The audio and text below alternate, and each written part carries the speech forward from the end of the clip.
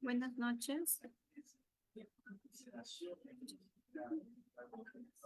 Buenas noches a todos. Les saluda Jessica, asesora del Consultorio Internacional Pública Privada Galenos. Le doy la bienvenida a cada uno de ustedes al curso de Enfermería Neonatal y Pediatría, que estará a cargo de la doctora Gracie García Álvarez.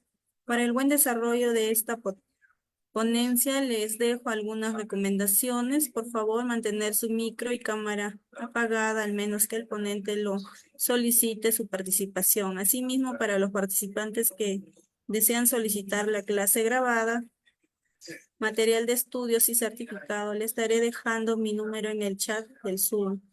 Muy buenas noches, doctora Grace. Le doy el pase a su ponencia. Muy buenas noches, muchas gracias. En un momento comenzamos a compartir la pantalla.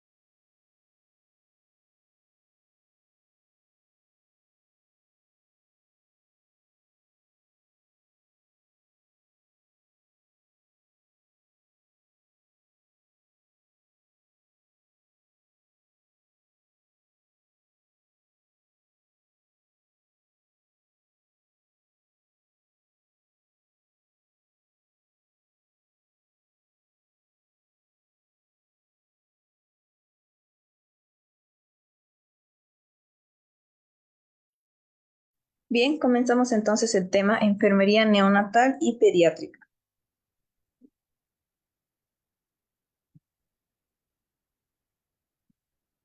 Los contenidos que vamos a desarrollar en la clase de hoy son los siguientes. Primero vamos a revisar la anatomía y la fisiología del recién nacido y del niño. Posteriormente vamos a ver los cuidados en la unidad de cuidados intensivos o la UCI, el manejo de las enfermedades comunes de la infancia, los procedimientos y técnicas de enfermería neonatal y pediátrica y la educación para la salud y promoción del bienestar infantil. Para que no exista problemas de conexión, voy a mantener mi cámara apagada.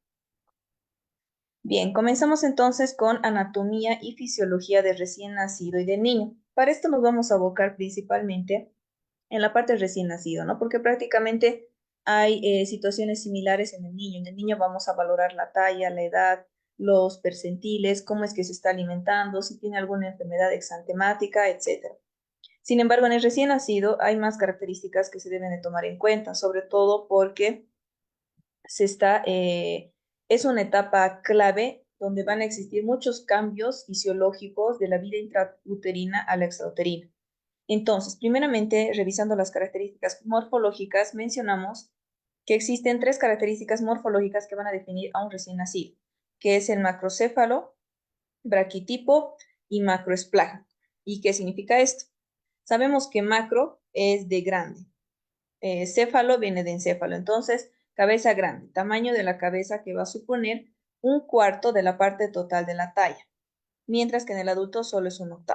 Si nos damos cuenta un poco y hacemos un poco de memoria fotográfica de la disposición anatómica, ¿cómo es un recién nacido? Es más cabeza que cuerpo, pero ya cuando llega una vida adulta o un niño propiamente dicho, pues ya la cabeza disminuye de tamaño y es más proporcionado, ¿no? Entonces, a esto se refiere con macrocéfalo. Braquitipo hace referencia a las extremidades que son pequeñas, braquipequeño, ¿no? En relación con el resto del organismo, situando su punto medio del cuerpo a nivel del ombligo. Entonces, si vemos también en la fotografía, por ejemplo, acá vemos, ¿no?, el macrocéfalo y el braquitipo tiene extremidades pequeñas. Y tenemos obviamente al medio de todo este cuerpo el ombligo. Macroesplágnico, macro nuevamente tenemos de que es grande. Esplágnico, que viene prácticamente del abdomen, del vaso. Entonces, esto se refiere a que tiene abdomen grande y abombado, que sobrepasa el nivel torácico y que persiste hasta los 3 años de edad. Si vemos, ¿no?, en un recién nacido, y podemos hacer un poco de memoria, tanto en la parte médica como de enfermería, sabemos que los niños pues nacen bastante gorditos, inflados, sobre todo en la barriguita, ¿no? Entonces esto se hace referencia al abdomen grande, el macroesplácnico. ¿Qué más? Características morfológicas clásicas que sobre todo el personal de enfermería se encarga en un inicio cuando ya es la labor del parto, se tiene el recién nacido, es las características del peso, ¿no? El peso medio, según las literaturas, dicen que es de 3.300 inclusive. Pero hay un rango, ¿no? Que va desde 2.500 hasta 4.000 gramos, que sería el rango tope. Pero esto de qué depende, porque no todos nacen con el mismo peso. Depende mucho de la constitución corporal de los padres, del estado nutricional de la madre y de los hábitos tóxicos que tenga la madre durante la gestación, como sea el consumo de tabaco, etcétera, ¿no? Sabemos que el consumo de tabaco es factor de riesgo para desarrollar diversas enfermedades y de igual manera, pues es un factor determinante para afectar estas características claves en la morfología del recién nacido. También sabemos que va a haber una pérdida fisiológica del peso en los primeros días de vida hasta un 10%. Esto debido a una pérdida de los líquidos a nivel pulmonar, a nivel del meconio, de la orina, etcétera, ¿no? El, el recién nacido va a tener una pérdida de peso y esto es normal. Hasta un 10% podría perder, pero ya a partir del quinto día de vida se recupera de forma ponderal, ¿no? Entonces, esto es clave igual notar porque a veces las mamás piensan que, ¿por qué está enflaqueciendo mi bobita? Recién ha nacido, está flaquito, entonces se le debe de indicar esto a la madre. ¿Qué más? La talla. La talla igual es algo clave. La talla, una talla media de unos 50 centímetros, pero va a un intervalo entre 48 hasta 52 centímetros. Para eso tenemos dos perímetros que sabemos que miden, ¿no? Normalmente lo hace el personal de enfermería o también dependiendo puede ser el pediatra o los residentes de pediatría, dependiendo un poco la organización que se tenga del hospital, ¿no? El perímetro cefálico que va a ser la medición de la circunferencia anteroposterior máxima del cráneo y su tamaño va a depender en gran parte de qué? Del desarrollo del contenido a nivel craneal. El promedio va a ser de unos 34 centímetros con un intervalo entre 32 a 36 centímetros. También tenemos el perímetro torácico. El perímetro torácico medio, medido por la base del apéndice cifoides, eso es clave para medir bien, es de unos 33 centímetros más o menos. Sin embargo, va de un intervalo entre 31 a 35 centímetros y tiene interés para ciertas malformaciones torácicas, como por ejemplo, que más adelante lo vamos a revisar, como el pectum carinatum o pectum excavatum. ¿Qué más? Revisamos algunas características morfológicas. En realidad se debería revisar todo prácticamente, ¿no? Cabeza, la parte del rostro, extremidades, todo. Sin embargo, vamos a tocar los puntos más importantes a resaltar. En la cabeza, sabemos que tenemos dos zonas no osificadas que va a estar compuesta por tejido membranoso que van a ser las fontanelas. Tenemos dos fontanelas, la fontanela anterior o bregma y la fontanela posterior. La fontanela anterior o bregma tiene forma de rombo en la unión entre los huesos frontales y parietales y normalmente mide entre 2.5 a 4 centímetros de largo por 2 a 3 centímetros de ancho. Y esto se suele cerrar aproximadamente entre los 12 a los 18 meses. Y tenemos, ¿no? La fontanela anterior. La fontanela posterior se va a encontrar en el hueso, entre el hueso occipital y los huesos parietales y va a tener forma triangular, si vemos, ¿no? Mide menos de 0,5 a 1 centímetro y normalmente estos días se cierra a los 3 meses. En caso de que existan alteraciones en el cierre de estas fontanelas, tenemos que existen, por ejemplo, el cefalomatoma, que va a ocurrir una hemorragia subperióstica que más o menos a la fractura lineal subyacente. Esto va a respetar las suturas y la piel se va a encontrar sin ningún tipo de cambio. Puede aparecer a horas o días del parto y normalmente tiene una resolución entre 6 a 8 semanas. También tenemos el captus sucedáneo. Esto que significa va a ser una colección serosanguinolenta a nivel subcutáneo que puede o no contener edema. Esto no va a respetar las suturas, es decir, no va a estar ubicada dentro de las suturas y va a estar mal definida. En la piel va a aparecer equimosis o eritema y normalmente aparece durante el parto. Se va a resolver entre las 48 a las 72 horas. Sabemos que esto es bastante común, ¿no? Sobre todo cuando es un trabajo de parto prolongado y la mujer ha estado mucho tiempo en dilatación y al menos en las primíparas es difícil, ¿no? Esto entonces tiende a que pues no dilate muy bien o no lo suficiente, entonces al realizar el puje tiende a ver este cacto sucedáneo en un poco, ¿no? Y esto se resuelve. ¿Qué más? Avanzamos en cuestión al tórax, lo que habíamos mencionado, ¿no? Tiene un diámetro anteroposterior igual al bilateral. Las mamas deberían estar simétricas, pudiendo existir también las mamilas supernumerares o mamas supernumerares, que esto puede ser normal, debemos de tomar en cuenta. Durante los primeros días puede existir la intumescencia mamaria por el paso de los estrógenos maternos y una secreción láctea que se lo denomina leche de brujo. Esto es clave encontrarlo porque a veces de algunos bebés, por el tema de estrogénico de la madre, puede secretar leche de los pezones. Y pues tal vez las madres se asustan y dicen, ¿qué pasa? ¿Por qué? Entonces, esto podría darse por este paso de los estrógenos, ¿no? Y se resuelve y se lo denomina leche de brujas. Otras características morfológicas normales puede ser la protrusión exagerada del cifoides, el pectum excavatum y el pectum carinatum o quilla de barco, ¿no? Que habíamos mencionado. Lo normal es que se vea así, pero puede haber pectum excavatum, que sería excavado, ¿no? Hundido. O el pectum carinatum, que sería lo contrario, como una carina, como que esté como un pico, más o menos. Pasamos porque tenemos bastante material, tenemos videos también que lo tenemos que ver. En el abdomen, características del abdomen va a ser grande, sabemos, ¿no? Va a ser blando, distendido, va a sobrepasar el nivel torácico. Se refiere prácticamente que es bastante abombado, ¿no? Si vemos, no tiene una forma un poco más recta. Sobrepasa el nivel por las vísceras abdominales y la falta de tono muscular. El hígado y el vaso podrían palparse a unos 2 centímetros por debajo de los bordes costales. En la inspección del abdomen también se puede observar el cordón umbilical, que eso sería clave, ¿no? Obviamente ya está pinzado, y en eso se debe verificar la presencia de las dos arterias y una vena de calibre superior. Parte del ombligo también va a empezar a secarse a las pocas horas del nacimiento y normalmente entre los 6, 7 días hasta los 10 días ya se va a desprender totalmente de forma natural, ¿no? Recordemos que igual el aseo del ombligo es bastante importante y se le debe de indicar a la madre cómo es que debe realizar el aseo del lugar, ¿no? Prácticamente con agua, como si se estuviera aseando normalmente al bebé. No se necesita tener mayor cuidado en ningún lado porque eso se va a caer de forma normal. Avanzamos y vemos un poco las características de la piel, que esto es también clave. La piel del recién nacido, ¿cómo va a ser? Va a ser fina, va a ser elástica durante las primeras horas y va a tener una coloración rojiza.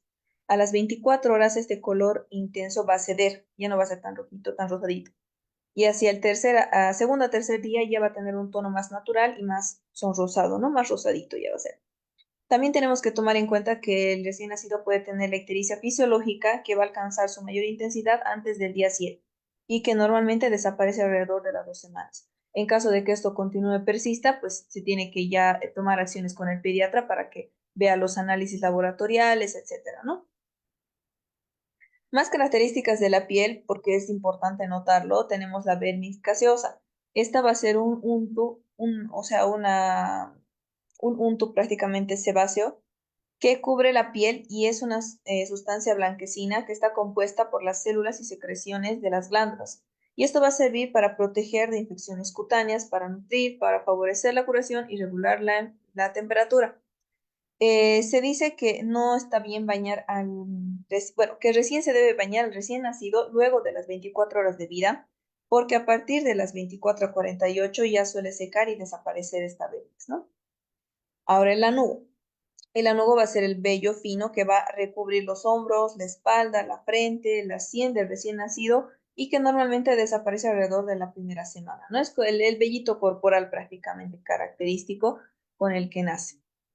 En cuanto a la piel, también tenemos al millum facial que va a ser punteado, blanco, minúsculo en la cara, que lo vemos acá, sobre todo en la nariz, mentón y las mejillas. Y esto normalmente se da por la obstrucción de las glándulas sebáceas que van a desaparecer normalmente en unas semanas.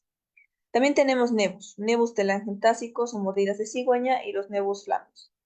El primero son áreas rosadas y planas en los párpados o en el entrecejo de la nuca que al llorar el recién nacido se va a enrojecer y normalmente va a desaparecer al final del primer año. El nevus flameos son angiomas que van a ser capilares y se encuentran debajo de la piel. Esto simula a unas manchas de color vino tinto que tienen forma y tamaño variante, cambiante, pero que no van a desaparecer. Vemos.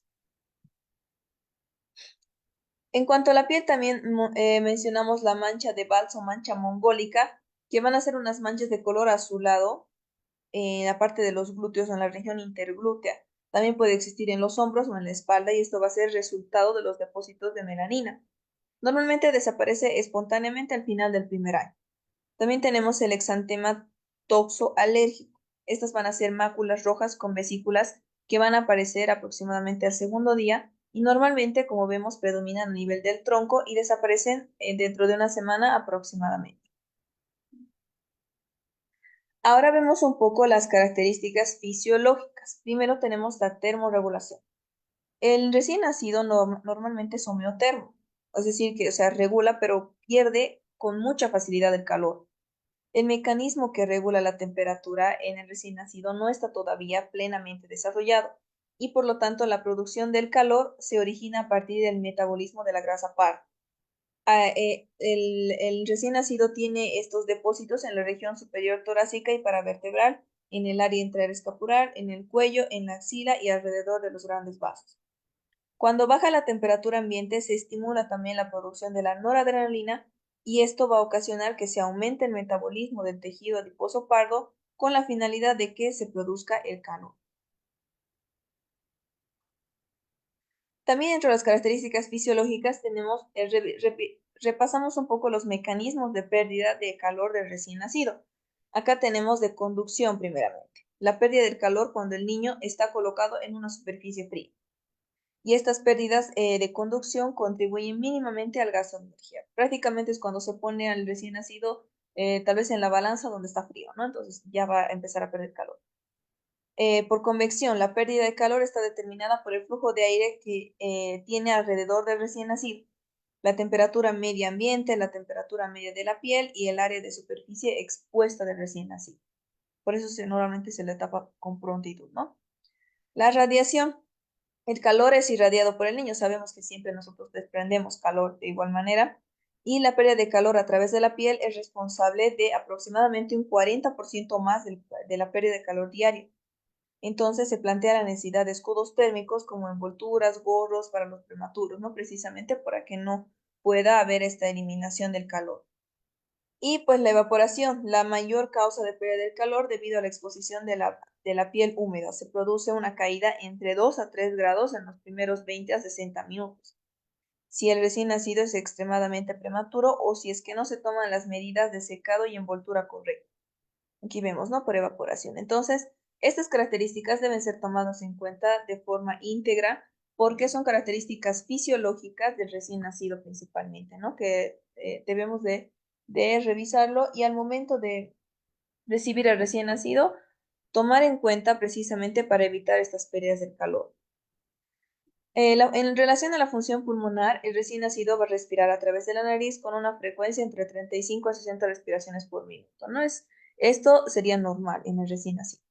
Son respiraciones que van a ser irregulares, van a ser abdominales, es decir, el abdomen va a subir y bajar, y el tórax normalmente es inmóvil. Los recién nacidos respiran más abdominalmente, no como nosotros respiramos normalmente torácicamente. Inclusive, en adultos, los varones respiran más abdominalmente y las mujeres respiran más a nivel torácico, pero en los bebés es abdominal total. Y en ocasiones presentan respiraciones periódicas fisiológicas, es decir, periodos de apnea entre 10 a 15 segundos. Cuando en el inicio de la respiración van a influir diversos factores, factores térmicos, factores sensoriales, factores químicos y mecánicos para que se pueda dar todo este proceso, ¿no? Porque recordemos que el agujero oval se va a ocluir también en la parte de la circulación para que ya no pueda haber el paso, ¿no? En el sistema digestivo, durante las primeras semanas de vida, es normal que exista un reflujo gastroesofágico porque todavía el sistema digestivo es inmaduro. Y también existe una inmadurez de la válvula entre el esófago y el estómago que se llama el cardias, ¿no? Recordemos un poco la anatomía del estómago. Y le producen náuseas y vómitos las primeras horas de vida debido al deglutido durante el parto. La primera deposición del recién nacido sabemos que se llama meconio y se expulsa normalmente dentro de las primeras 24 a 48 horas. Esta deposición va a ser de color característico, color verdoso negruzco, y normalmente como alquitranosa, ¿no? Como alquitrán, se lo menciona, aquí tenemos una foto. Va a estar compuesta por la bilis, por restos epiteliales, por líquido amniótico y su producción va a durar entre 2 a 4 días. En cuanto al aparato urinario, los riñones normalmente son grandes, lobulados, de posición baja y son fáciles de poder palpar. La vejiga va a tener una capacidad al nacer aproximadamente entre 40 a 50 ml, llegando a una capacidad final de la primera semana hasta 200 ml. La densidad urinaria va a ir entre 1010 a 1015 los primeros días. El filtrado glomerular y el gasto urinario son bajos durante los primeros días, ¿no? Porque está de a poco regularizándose y sobre todo está completando su maduración. El recién nacido va a orinar en las primeras 12 a 24 horas de vida y esta orina, ¿cómo va a ser? Va a ser de color amarillo claro e inodora. En ocasiones puede aparecer una orina que va a ser rojizo o anaranjado y esto es debido a la presencia de uratos, que se debe tomar en cuenta, ¿no? ¿Qué más? Acerca del sistema inmunológico. Pues el sistema inmunológico de recién nacido va a ser muy inmaduro y durante los primeros meses de vida no va a ser capaz de formar los propios anticuerpos. Sabemos que los anticuerpos van a ser la forma de protección contra las diversas enfermedades. Entonces, el recién nacido no va a tener esa capacidad de inmediato. Durante los primeros meses, la protección va a venir de qué? Primero de la placenta, le venía de forma intraútera, y posteriormente del calostro y la leche materna. Y por eso es muy importante el promover la lactancia materna, porque en el calostro se dice que se da las inmunoglobulinas y los anticuerpos con mayor requerimiento y los más importantes que el recién nacido necesita. Tenemos, por ejemplo, la IgG que va a ser abundante en el plasma de la mujer gestante y el niño recién lo va a sintetizar al primer año. Entonces, por eso es importante, ¿no? La lactancia materna. La IgA que va a estar presente en la saliva, en el calostro y la leche materna, que habíamos dicho. La IgM casi toda va a sintetizar el feto a partir de la semana 10 a 15 de gestación y esta no va a atravesar la placenta. Esta va a ser muy importante para la protección frente a las infecciones bacterianas. Entonces, la IgM sí lo va a sintetizar el feto, ¿no? Pero la IgA no, y la IgA es clave importante que se lo va a transmitir mediante el calostro y la leche materna. En cuanto a la función neurológica, el último trimestre del embarazo va a haber una maduración rápida de todo el sistema nervioso central, vale decir prácticamente el encéfalo y la médula. Aún así, de todas maneras, aunque existe una maduración rápida, va a ser insuficiente la mielinización. Se debe realizar una valoración del nivel de alerta, el examen motor y sensorial y los reflejos arcaicos del recién nacido para determinar que el recién nacido sea normal en cuanto a la función neurológica del neonato. Entonces, si vemos el estado de alerta, debemos de ver la respuesta a los estímulos. Si valoramos la exploración motora, debemos de ver los movimientos espontáneos, la fuerza muscular, el tono y la flexión como tal de las cuatro extremidades. Si vemos los reflejos defensivos, estos van a desaparecer primero entre los 3 a 5 meses. Pero, ¿cuáles son? El reflejo de Moro, de succión, de prensión, el reflejo de puntos cardinales y de marcha automática. En la exploración sensorial debemos de valorar los estímulos táctiles, la exploración ocular y el reflejo cócleo-palpebral, que sería prácticamente la audición, ¿no? Debemos de explorar la cabeza a nivel de revisar las fontanelas, las suturas que habíamos mencionado. Y el comportamiento neonatal que está basado en una autoconsolación, en una actividad espontánea y un estado de alerta, ¿no?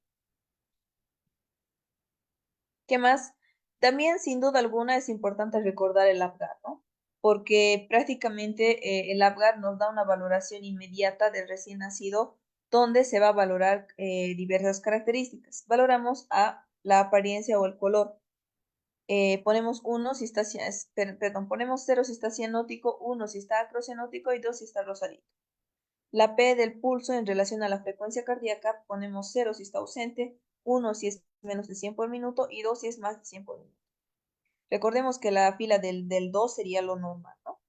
El G sería de gestos, reflejos o estimulación de la planta del pie, donde ponemos 0 cuando no tiene respuesta, 1 cuando realiza muecas y 2 cuando llora. La otra es de la actividad o el tono muscular. 0 cuando existe flacidez, 1 cuando flexiona y 2 cuando existe movimiento activo. La R es de la respiración o esfuerzo respiratorio y valoramos a 0 cuando es ausente, 1 cuando es llanto débil o quejumbroso y 2 cuando es un llanto vigoroso.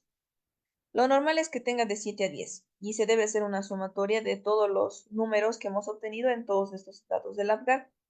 Si tiene entre 6 a 7, podemos decir que tal vez está pasando por una asfixia leve. Si está 4 a 6, está moderada y severa cuando es menos de 4. En el primer caso del leve se debe valorar a 1 minuto y a 5 minutos. Y cuando existe ya moderado o severa, se valora al 1 minuto, a los 5 minutos, a los 15 minutos, a los 20 minutos y se extiende. En caso de que esté más asfixiado prácticamente igual, se debe de valorar cómo está el estado del bienestar del recién nacido y si es necesario tal vez entubar o algo para hacerlo reaccionar, ¿no? Esa parte. Ahora vemos un poco acerca de los cuidados en la unidad de cuidados intensivos. Acá tenemos algoritmos, que me gustó mucho estos algoritmos y por eso los puse acá. Pero un cachito, esto no me deja ver. Vemos la estabilización y manejo respiratorio de prematuro menor de 32 semanas en la sala de partos. Esto para valorar en qué medida tenemos que nosotros trasladar a la UCI. ¿Ya? Tenemos primero que existe una comunicación prenatal, ¿no? Tenemos una temperatura ambiente buena, tenemos todo el material y toda la organización de los profesionales. Están al pendiente. Bien, entonces tenemos el parto. Debemos de aplicar estrategias para la prevención de la hipotermia y mantenimiento del neonato.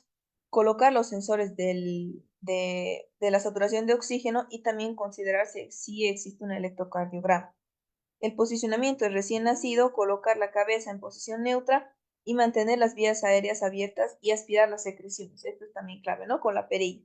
Normalmente sí hay un poco de secreción en todo recién nacido y es importante realizar eso con la perilla en ambas narices y en la boquita si es que es necesario. Y también se puede realizar una estimulación suave. Entonces, evaluamos todo esto y se evalúa la frecuencia cardíaca y la respiración. Entonces, evaluamos y vemos que existe una edad gestacional mayor a las 30 semanas.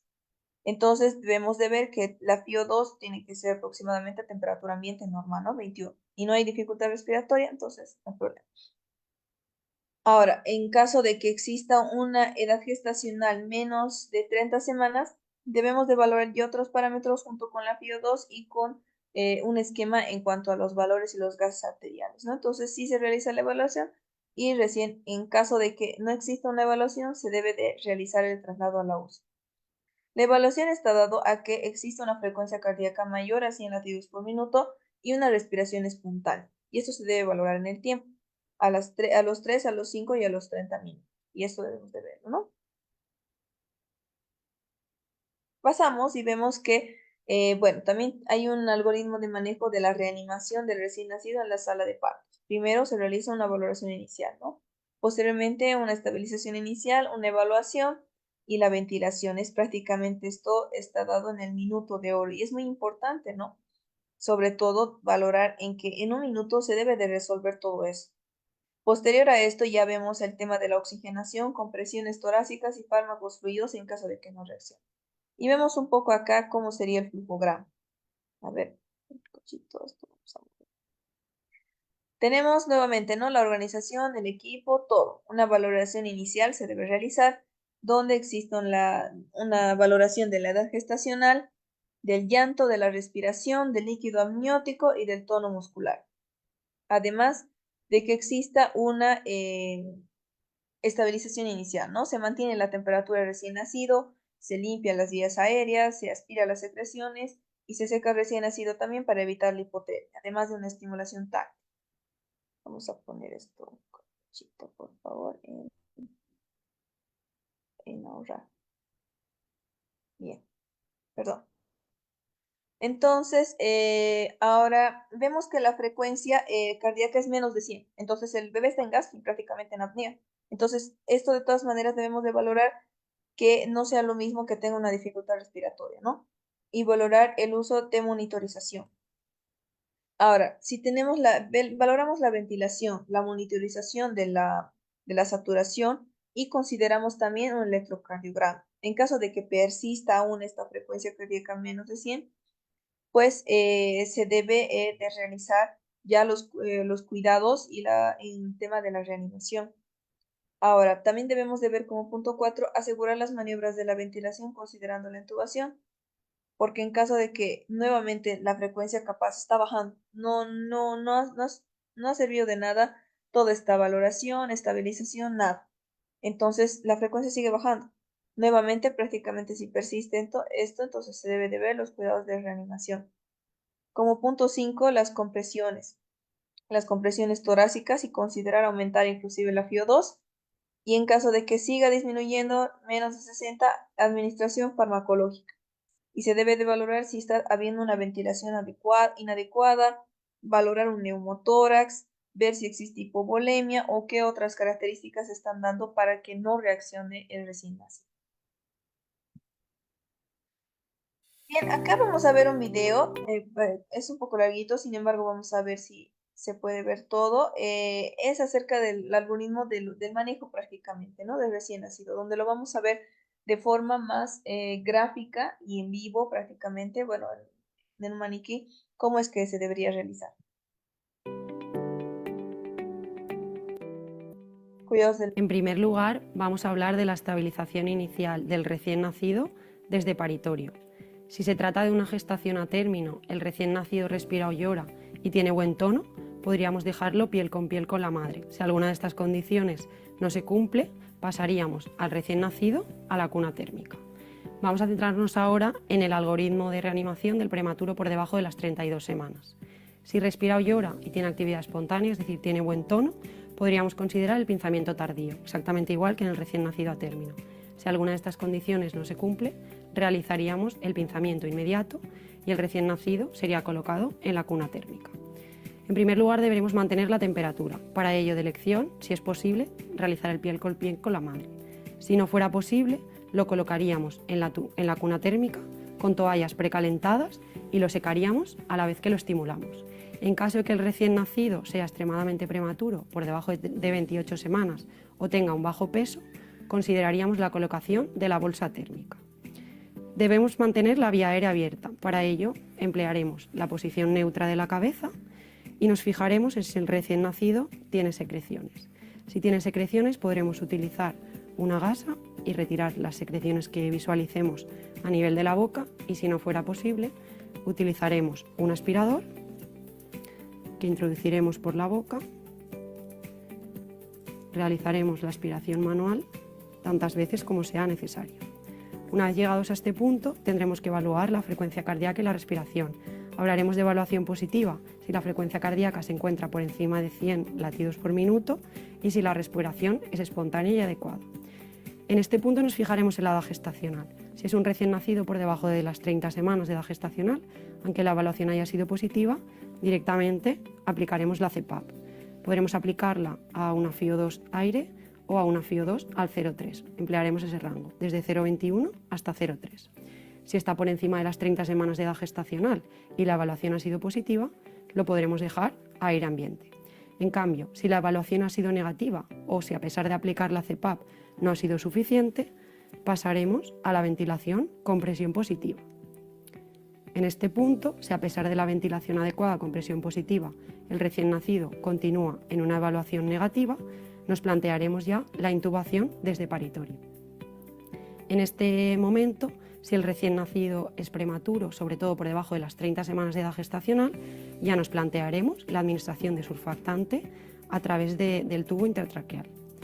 Considerar también, aunque no aparezca en el algoritmo inicial, que durante las primeras 72 horas del recién nacido prematuro podrá ser necesario la colocación de un catéter de vía umbilical. Ahora vamos a tratar el tema del mantenimiento de la temperatura. Para ello vamos a explicar cómo se aplica la bolsa térmica, que como ya hemos visto dentro del algoritmo inicial ya aparecería contemplada para el recién nacido prematuro extremo o de muy bajo peso. En primer lugar, deberemos elegir el tamaño de la bolsa en función del peso del recién nacido. Tendremos desde un tamaño pequeño, pasando por un tamaño mediano, hasta un tamaño grande. Colocaremos la bolsa térmica sobre la cuna térmica La abriremos, todo esto lo realizaremos previamente a que el recién nacido haya nacido. Abriremos el velcro y, como vemos, las ventajas de esta bolsa es que va a ser una bolsa térmica que cubra todo el tronco del recién nacido. También incluye la capucha para cubrir la parte de la cabeza y, como vemos, en la parte central tiene una almohadilla sobre la cual se apoyará el recién nacido, que nos servirá para la estabilización y para una mejor apertura de las vías aéreas. Una vez tenemos colocada la bolsa térmica, deberemos esperar a que nos traigan al recién nacido. En ese momento colocaremos directamente al recién nacido sobre la bolsa térmica. Importante, no deberemos realizar el secado en estos casos. Se colocará dentro, nos aseguraremos de que todas las partes entren dentro de la bolsa. Realizaremos un sellado del velcro y resultará importante también ajustar la parte de la cabeza. Como vemos, la parte de la vía aérea siempre quedará despejada para poder hacer una reanimación en caso de ser necesario. Y ventajas: podremos abrir y cerrar el velcro para las intervenciones que sean necesarias. Por ejemplo, si vamos a realizar una canalización umbilical y necesitamos tener el cordón accesible, podremos hacer una pequeña apertura del velcro y dejar el cordón en la parte externa. Así como si queremos coger una vía, también podremos dejar la parte correspondiente fuera. Deberemos monitorizar la temperatura hasta que el recién nacido llegue a la unidad de cuidados intensivos. Otra de las ventajas de que la bolsa sea transparente es que en todo momento podemos visualizar tanto el esfuerzo respiratorio del paciente como incluso el tono y valorar la coloración en todo momento. Ahora vamos a hablar acerca de la administración de surfactante. En primer lugar, conocer las indicaciones de la administración de surfactante. Sobre todo tendremos que tener en mente el síndrome de dificultad respiratoria. Como hemos visto antes en nuestro algoritmo del prematuro en los primeros minutos de vida, si el recién nacido va a requerir intubación para estabilización en sala de partos o las primeras horas en la unidad de cuidados intensivos, y si sobre todo se trata de un prematuro por debajo de la semana 30, desde ese mismo momento nos plantearemos la administración de surfactante. También nos la plantearemos en casos de prematuros con síndrome de dificultad respiratoria que precisen CPAP con al menos 6 centímetros de agua y una FiO2 por encima o igual a 0,3. También hoy en día sí que hay algunas guías que recomiendan la administración de surfactante basándose en criterios ecográficos. Hay que tener en cuenta que será un tratamiento precoz y que será más eficaz cuanto más precoz lo hagamos. Otras de las indicaciones serán el síndrome de aspiración meconial y la hipertensión pulmonar persistente. En este caso vamos a hablar de la administración de surfactante mediante la técnica LISA o MIST, que nos permitirá mantener una ventilación no invasiva, una mejor distribución del surfactante, nos permitirá también que el recién nacido mantenga la respiración espontánea, no será necesario en este caso la intubación y tampoco la sedación, por lo tanto será una técnica mucho menos invasiva. En estos momentos, para realizar esta técnica necesitaremos un laringoscopio, que lo elegiremos en función del peso del niño, elegiremos el número de pala, comprobaremos que funciona la luz, tendremos una jeringa precargada con el surfactante que debamos administrar, habremos calculado previamente la dosis según la indicación, y un catéter que emplearemos para la administración del surfactante. En primer lugar, este catéter tendrá la ventaja de poder curvarlo para conseguir el ángulo adecuado que nos permita una mejor introducción en las vías respiratorias. Habremos elegido ya el laringoscopio adecuado, hemos comprobado que tiene luz y la técnica será la misma que utilizaremos para la intubación. Introduciremos el laringoscopio hasta que tengamos visualizadas las cuerdas vocales. Una vez visualicemos las cuerdas vocales, con la otra mano cogeremos el catéter y lo introduciremos siempre de forma cóncava. El catéter atravesará las cuerdas vocales del recién nacido y justo cuando la marca negra haya desaparecido, deberemos mantener en todo momento el catéter fijado, retirar el laringoscopio y resultará interesante en este punto fijarnos a la altura que hemos dejado el catéter. Sobre todo nos fijaremos a la altura que lo hemos dejado en el labio superior. Intentaremos cerrar la boca del recién nacido, fijándonos siempre que el catéter está en la posición que toca, y conectaremos la jeringa precargada al extremo del catéter distal. Una vez colocado, volvemos a asegurarnos de que el catéter está donde toca y comenzamos la administración de surfactante. Se recomienda realizar una administración lenta de surfactante. Una vez completada toda la administración, podremos llenar el émbolo de aire y volver a introducir aire para asegurarnos de que toda la cantidad de surfactante le ha entrado al recién nacido. Desconectaremos la jeringuilla, sacaremos el catéter y comprobaremos la integridad del catéter. El tema que vamos a abordar ahora es la canalización de la vía umbilical. Podremos canalizar la vena o cualquiera de las dos arterias. La canalización de la vena umbilical es la vía de elección si tenemos que hacer una reanimación en sala de partos. Será también la vía de elección en el prematuro extremo hasta que podamos obtener la canalización de una vía venosa epicutánea y a su vez también esta vena nos servirá para realizar exsanguinotransfusión en el caso de ser necesario.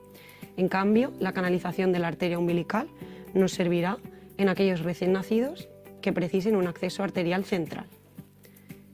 En cuanto a la canalización de la vía umbilical, lo primero de todo será asegurar la posición del recién nacido. Esta técnica se puede hacer tanto en la cuna térmica como dentro de la incubadora si así lo precisa el recién nacido. En este momento lo que tendremos que realizar es asegurarnos de que la técnica se realiza en condiciones asépticas. Para ello utilizaremos guantes estériles, bata estéril, gorro y mascarilla, una solución antiséptica alrededor de la zona umbilical y un campo estéril alrededor del ombligo. Antes de empezar a realizar estas indicaciones tenemos que elegir el número de catéter. Para ello, en función del peso, un peso por debajo del 1,5 kg nos indicará que hay que utilizar un catéter de 3,5 y si es un peso superior al 1,5 kg utilizaremos un catéter del número 5. Para saber la longitud de catéter que debemos introducir podremos utilizar cintas métricas, por ejemplo en el kit de canalización que estamos usando la cinta métrica ya viene incluida. Mediremos la distancia hombro-ombligo y en función de esa distancia nos iremos a la gráfica correspondiente en función de si lo que queremos canalizar es la arteria o la vena y nos dirá la gráfica la longitud que deberemos introducir. Una vez tenidas en cuenta estas consideraciones, nos prepararemos el campo estéril. Para ello aplicaremos un paño totalmente estéril por la parte de abajo del cordón umbilical y otro paño por la parte de encima del cordón umbilical. Además, en el kit de canalización que estamos empleando, utilizaremos otro paño foradado, el cual nos permitirá dejar el cordón justo en la parte central. Antes de realizar ningún procedimiento más, lo que haremos no tendrá que estar ni muy apretado, porque eso nos hará que después la vena o la arteria no nos refluya, ni tampoco tiene que estar muy flojo, porque eso nos podría provocar una hemorragia. Una vez tenemos el cordonete asegurado, el recién nacido tendrá colocada su pinza, cogeremos un bisturí y nos aseguraremos de realizar un corte para que al menos se nos quede un muñón de medio centímetro o 1 centímetro. Identificaremos los vasos. Como vemos, el cordón umbilical se compone de una vena, que vemos que la luz es más ancha y vemos que la pared es más delgada, y dos arterias, que vemos que tienen una luz más pequeña y una pared más gruesa. Si la técnica la realizamos de forma solitaria, no tenemos otro acompañante, lo que haremos será, para mantener el cordón erecto y estable, nosotros podremos realizar una apertura de la vena, dejar los portas ahí fijos mientras hacemos el procedimiento. En cambio, si tenemos una persona que nos ayuda en el procedimiento, esa persona puede estar enfrente nuestra y nos puede ayudar. Avanzamos un poquito. En ocasiones, como por ejemplo en este kit, tenemos un dilatador por si fuera necesario realizar una pequeña dilatación de la luz o incluso quitar algún posible coágulo. Tenemos el catéter, que se encuentra de forma totalmente estéril, con una protección. Como vemos, este catéter es opaco y esto nos da unas propiedades antimicrobianas. Previamente a la introducción del catéter debemos heparinizarlo para asegurar que así la técnica se realiza de forma adecuada.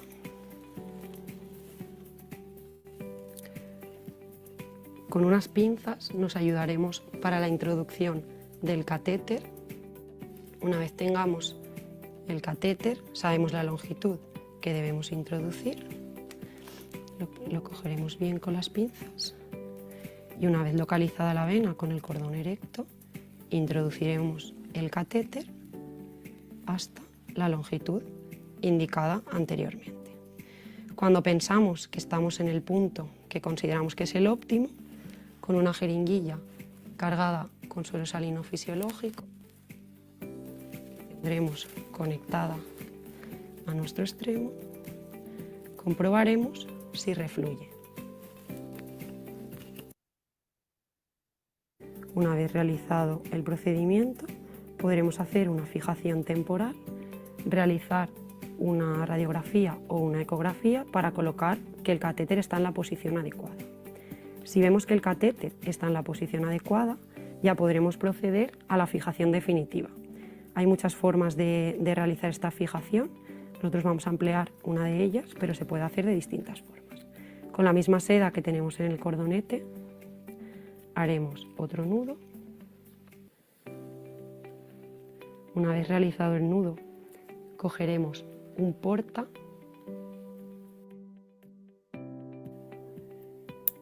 fijaremos la seda y realizaremos otro nudo.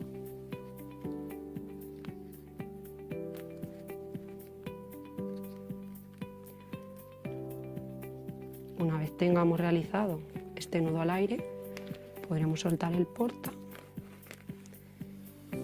y anudar el extremo al catéter.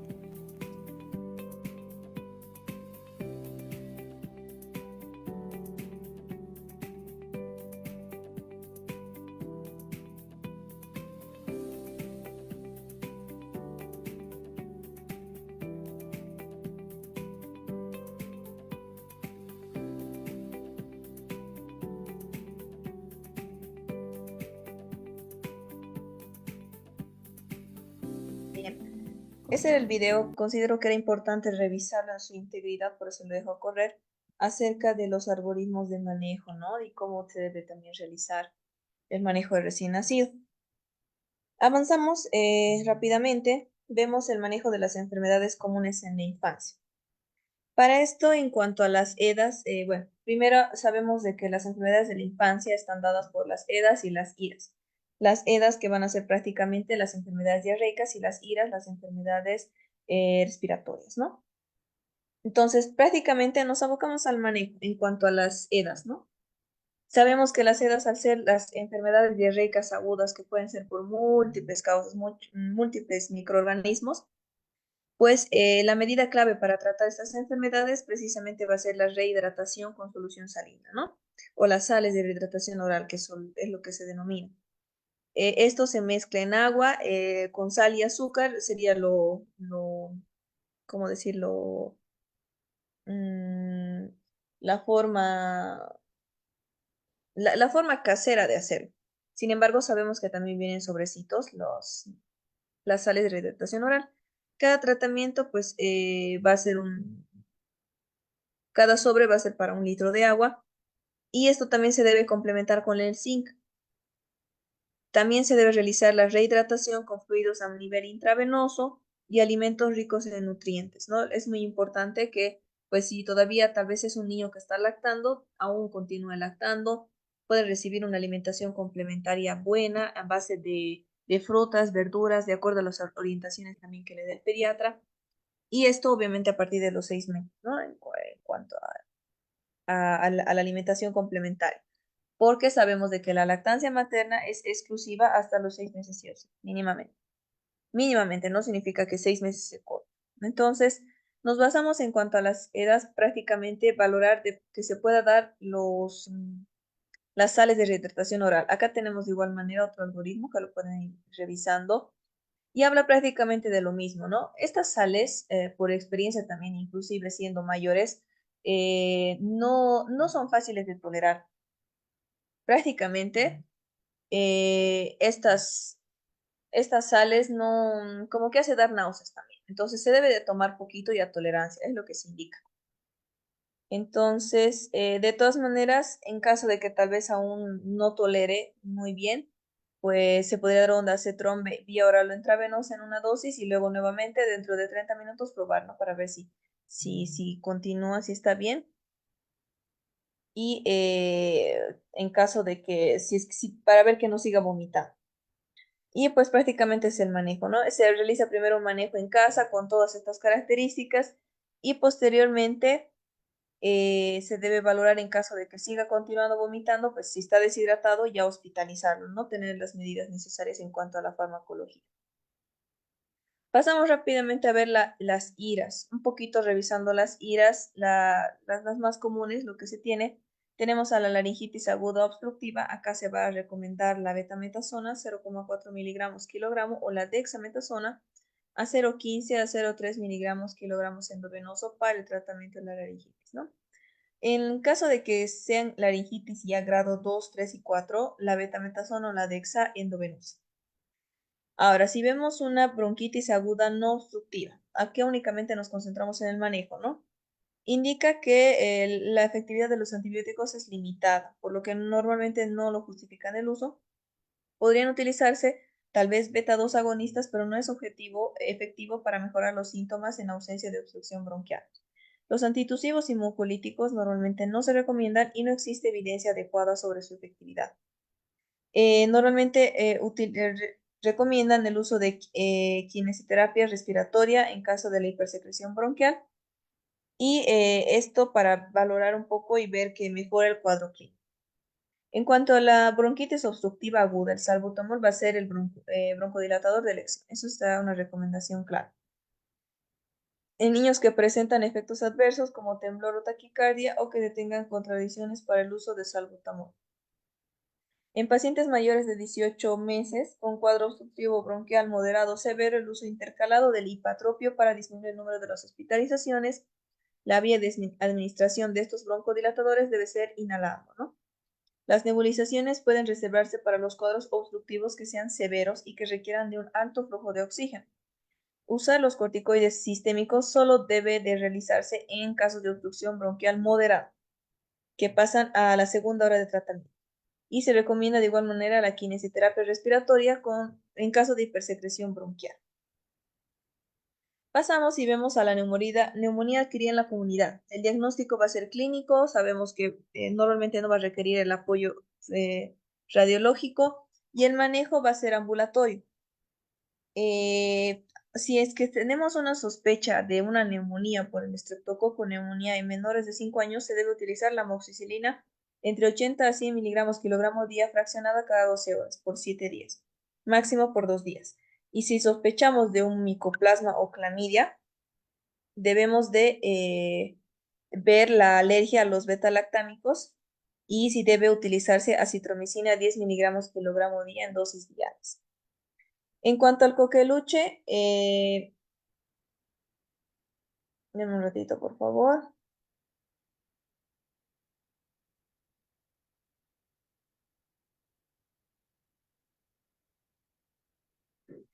Bien, en cuanto al coqueluche, pues el de elección va a ser la citromicina, ¿no? 10 miligramos kilogramo día por 5 días y el tratamiento de los contactos es equivalente al tratamiento de los otros casos de coqueluche. En cuanto a la influencia, pues sabemos que debemos de valorar si existen niños con factores de riesgo de enfermedad respiratoria aguda grave y valorar en caso de cuyo cuadro clínico no responda, ¿no?, a los casos sospechosos confirmados. También tenemos indicaciones de quimioprofilaxis en caso de pacientes inmunodeprimidos y en la embarazada vacunada o no.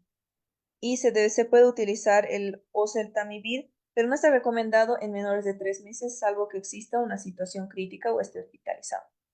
En cuanto a los procedimientos y técnicas de enfermería neonatal y pediátrica, prácticamente lo hemos visto a más detalle en el primer video, ¿no? Y por temas de un poco de tiempo, nos vamos a saltar un poco la parte del video. Sin embargo, acá recordamos un poco del método canguro, cuáles van a ser los cuidados prácticamente que debe tener el personal de enfermería en el método del canguro. Va a asesorar y fomentar el método canguro, es decir, va a guiar a la familia, una serie de pautas, etcétera. Va a realizar un manejo ambiental en caso de la habilitación preparada que va a tener su práctica correcta. un control de la temperatura axilar del bebé durante los 3 primeros días y cada 6 horas, una observación del patrón respiratorio, en caso de que sea prematuro también se debe observar, la monitorización del ritmo cardíaco y procurar la alimentación. Además de los controles de peso talla clásicos que hemos mencionado, el manejo del dolor y el control de las infecciones, la vigilancia de los cuidados de la piel y el manejo intestinal y urinario y la estimulación en general. Esto basados en pensar un poco los cuidados de enfermería durante el método Kangol. Bueno, acá Hola, ¿cómo están? prácticamente En es esta el mismo oportunidad, video, un video bastante similar que como les indicaba, dadas las circunstancias un poco de la hora, lo vamos a saltar. Y nos vamos a abocar ahora en la educación para la salud y la promoción del bienestar infantil. Acá únicamente vamos a recordar algo clave. Bueno, yo les estoy presentando desde Bolivia y prácticamente acá como método de prevención se utiliza el PAI, que es el Programa Ampliado de Inmunizaciones, y está basado más que todo en el niño. Si nos damos cuenta, tenemos la pentavalente, la antineumocócica, antipolio, antirotavirus, la SRP, antiinfluenza, antiamarílica, que normalmente se actualizan un poco en cada cuánto tiempo se va a dar, ¿no? Son variables pequeñas. Entonces, mediante la vacunación es que nosotros prevenimos las diversas enfermedades de los niños, sobre todo hasta los 5 años, también con las conocidas chispitas nutricionales que van a ser vitaminas y minerales en caso de desnutrición, y sobre todo se promueve la lactancia materna. Esto es algo bastante clave, como hemos indicado, mínimamente hasta los 6 meses de edad. Deben haber varias variaciones del PAI en sus diferentes países en cuanto a lo que les muestro acá. Sin embargo, sabemos de que por regiones y dependiendo de los países existen estas variaciones, ¿no? Bien, con eso concluimos el tema. Les agradezco mucho por su atención. En caso de que hubiera alguna duda o inquietud, lo pueden escribir por el chat, por favor.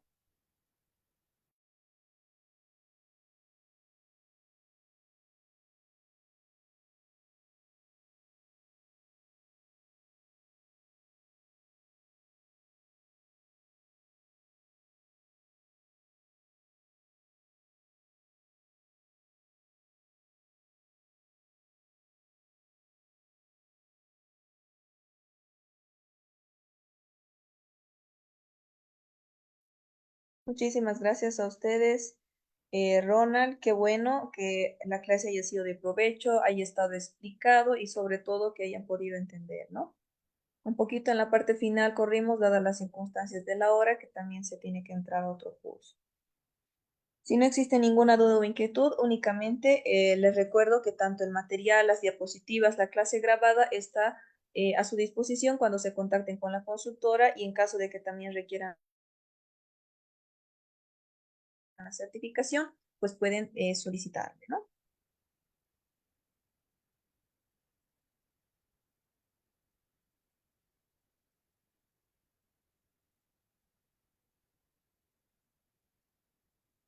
Bien, si no existe ninguna otra inquietud, en general me despido, les agradezco mucho por su atención y será hasta otra oportunidad. Muchas gracias.